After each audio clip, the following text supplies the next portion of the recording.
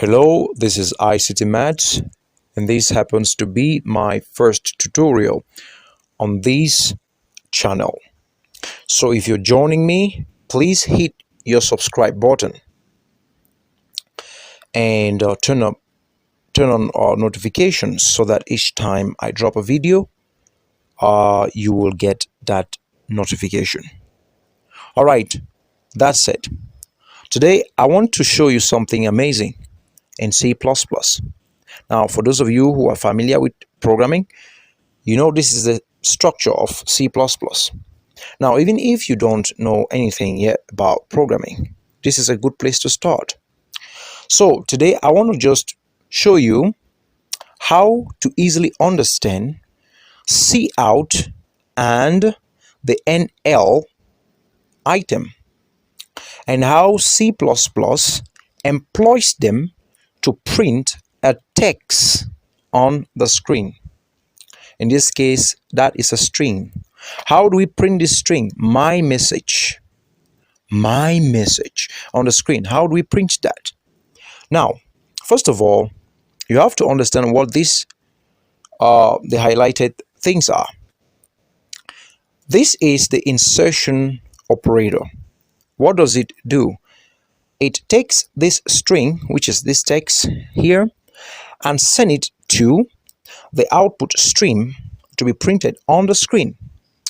Now, for this program on my screen, if I run it, build and run, it should run smoothly.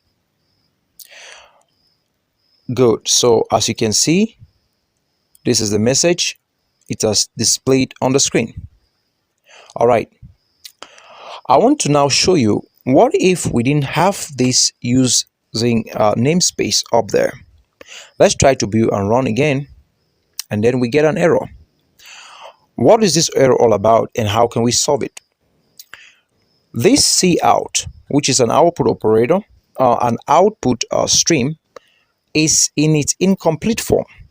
And the only way you can write it in its incomplete form is if we have a directive that tells the computer where to locate the cout that we have used in our main function. So, since there is no directive, the computer says, oh, I don't understand cout, neither do I understand endl. So here we get at exactly line 7, which is this line, that there is an error here.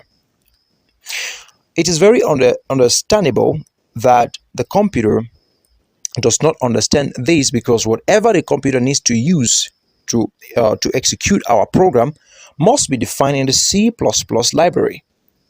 Now, how do we get this string printed on the screen? We can do so using two methods, which I'm going to show you right now.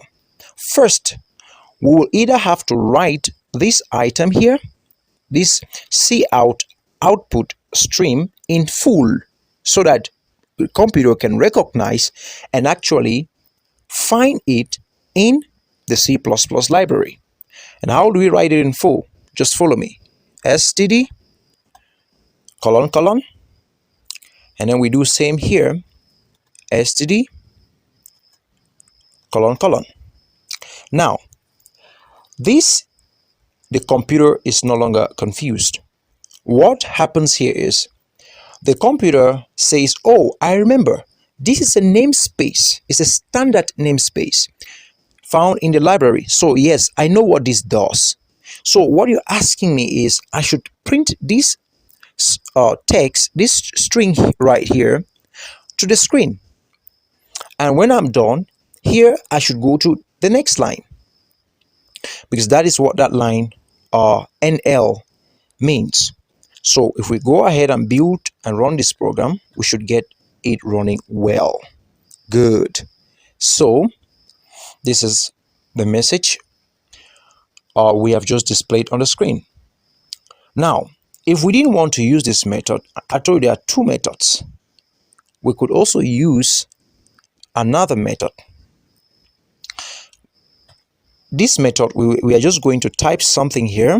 Follow me. You can copy me if you like, using std : cout semicolon. And we are still going to use the same for std colon colon NL. So we use the same for NL. Now, these lines of code O, these statements here, they are actually called directives.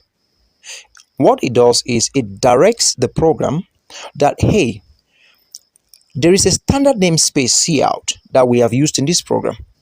When you find that, uh, when you find it in the body of the main function, don't be surprised what that is.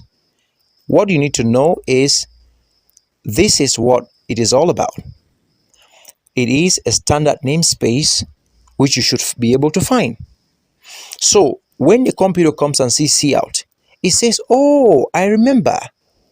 Cout here is defined, which means it is actually, you wanted to say, using this namespace in this program. You wanted to use this namespace in this program. So when we have this typed up here, we don't need to type the std here anymore. Neither do we need to type it here anymore.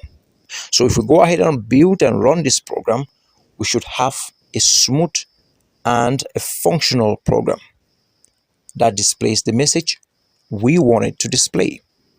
So thank you for watching, guys. That is what I wanted to show you today.